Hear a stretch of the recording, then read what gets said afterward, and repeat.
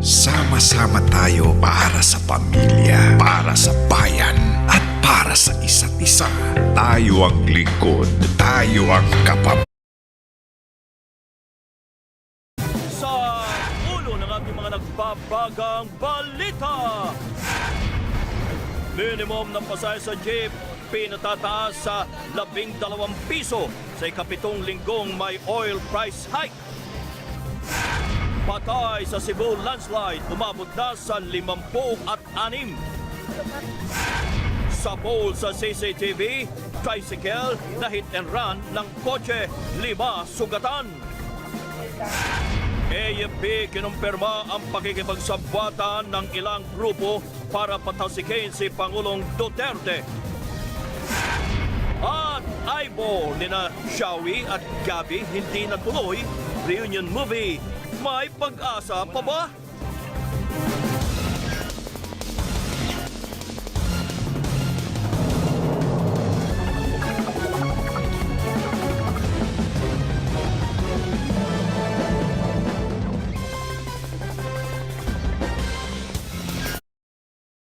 Live mula sa ABS-CBN News Center, Manila.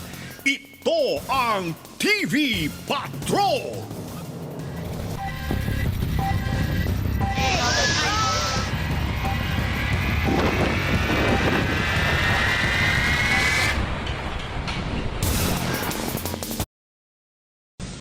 Balita naman po sa ibang bansa sa Indonesia, humingi ng paumanhin ang Indonesian Police matapos tumanggap ng mga batikos kaugnay ng kumalat na video online ng kanilang paraan ng interrogation sa isang suspect. Sa video, makikita po ang isang lalaki na pinaluputan ng ahas ang kanyang leeg. At ayon sa report, suspect o mano ang lalaki sa pagnanakaw ng